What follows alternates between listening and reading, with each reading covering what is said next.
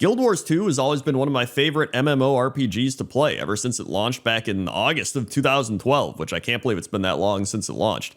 But ever since then, they've released expansions and updates, and it's been great because since it's a free-to-start MMORPG, you don't have some subscriptions and paid stuff every month. You literally just download the game, and then you buy the expansions, and that's it. You don't have to pay every month that subscription fee, so it's nice just being able to come back to it whenever you actually want to just play the game.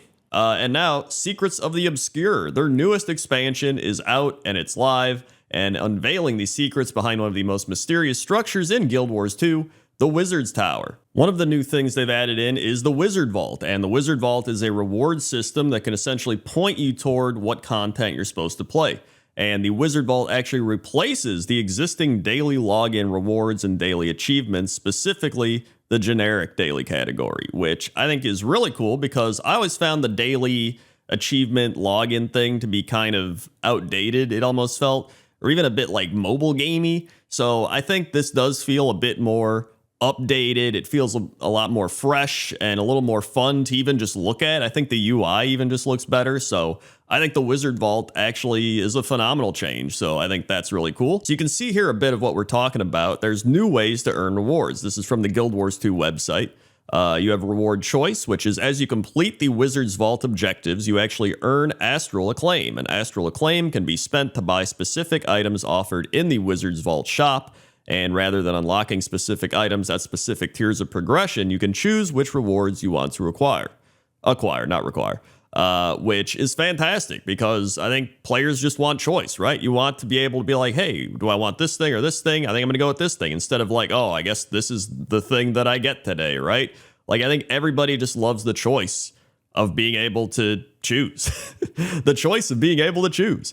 There's reward longevity. The rewards in the Wizard's Vault rotate every few months, but any cosmetic rewards introduced through the Wizard's Vault will remain available. And when they're no longer part of the most recent updated offerings, those rewards will go into a legacy tab of the reward shop, which is pretty cool, where they'll remain for purchase for Astral Acclaim, although at a higher price. Their goal in doing this is to alleviate player anxiety about time rewards. If something comes into the vault when it's not a good time for you to be playing much, it's still there for you later, which is always great. You know, if you don't get it on time, you can buy it just a little more expensive. And then rewards for gameplay. They do not have a premium tier of the Wizard's Vault that has additional rewards, and players cannot buy Astral Acclaim with gems or real money, which is fantastic. Any system that encourages gameplay and not paying money to just get stuff other people earn through gameplay, in my mind, is fantastic. I love that.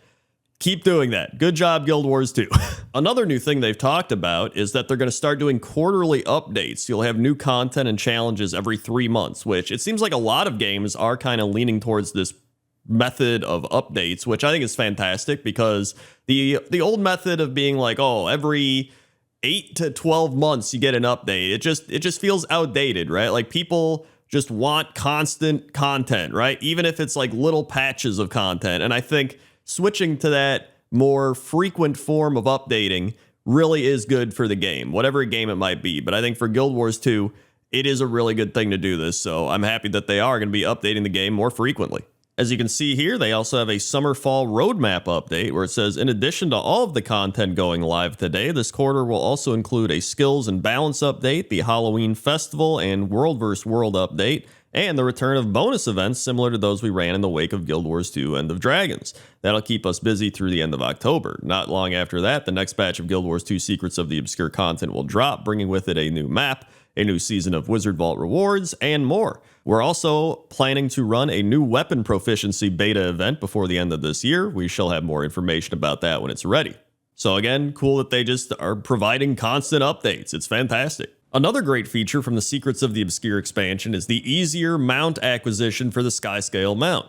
Previously, it was unlocked by completing a series of achievements that required a significant time and material investment to reflect the Skyscale's position as something of a prestige mount, but now it's something that new and returning players can actually get pretty easily. On top of that, the Raptor mount will also be unlocked for owners of the Guild Wars 2 Secrets of the Obscure expansion, although you'll still need Guild Wars 2 Path of Fire to train its associated masteries. And talking about mounts actually just reminds me of my favorite thing about Guild Wars 2, which is just exploration.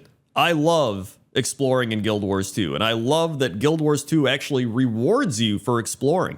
It's one of the few MMORPGs that actually puts a heavy focus on rewarding you for exploring, and I love it. Just the fact that, you know, there's so many waypoints to get and little vista things, and just it's just they give you so many rewards for actually exploring their world that whenever I come back and play it for new expansions, I always just my first thing to do is like, okay, what can I explore? And if I go back to another old expansion, did I miss anything that I didn't explore back then? Like, it's really the thing that drives me to play Guild Wars 2 is just I love exploring. And, you know, being able to explore in fun new worlds and go back and, you know, go to even older worlds and be like, did I miss anything? It's just great. And so Guild Wars 2 exploration is easily above and beyond my favorite thing they have, and my favorite exploration in MMORPGs today. If you're somebody that enjoys the story of Guild Wars 2, then Secrets of the Obscure has you covered. In the quiet that follows the events of Guild Wars 2 End of Dragons, a new force rises to threaten Tyria. As you fight back against Cryptus invaders from the Mists, you'll uncover the answers to mysteries that have haunted Tyria from the time of the original Guild Wars. Ancient rivalries come into play, and the world is at risk. While we've relied on the aid of our allies in many adventures to date, it's time for you to find your footing in a darker, more mysterious side of the world. Now that the Elder Dragon cycle is over, Tyria is blood in water. The Mists are watching. Another really cool thing with Guild Wars 2 is it's always considered more of a horizontal progression game, which is it doesn't have that same gear treadmill that other games make you go through, which is great for people that just kind of want to play at their own pace and just progress at their own pace, which I always think is fantastic. And so a brief rundown of some other stuff coming to Secrets of the Obscure. Everyone's build will include a relic slot that becomes usable at level 60. Relics augment your build with special additional effects, complemented by the streamlined and revamped rune system. You can also track down and eliminate a demonic threat all across Tyria via rift hunting and earn rewards. There's 2 new strike missions and a Fractals of the Mists, which is each accompanied by a new challenge mode. And on top of all that, this expansion brings much more flexibility in combat style with several potent system updates like the one I just mentioned with the relic augments and the rune system. Another thing I want to bring up is just how great the Guild Wars 2 community is. You know, every time I've played Guild Wars 2, everybody in the game has been really helpful. When I've made videos or streamed it, everybody that's come into my chat or been in the comments has always been really just supportive and great.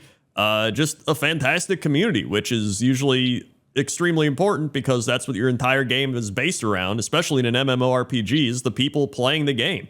So if you really do want to check out Guild Wars 2 again, the core game is available to play for free. And by purchasing the expansion, it includes the entire core world and all of its features. So if you want to do all the things we mentioned today and purchase the Guild Wars 2 expansion, Secrets of the Obscure, and take to the skies of Tyria with a sky scale mount and uncover the mysteries of the Wizard's Tower and fight incursions from the Mist, you can use my link in the description to check it out for yourself. And thank you to Guild Wars 2 for sponsoring this video. Okay? Okay. See ya.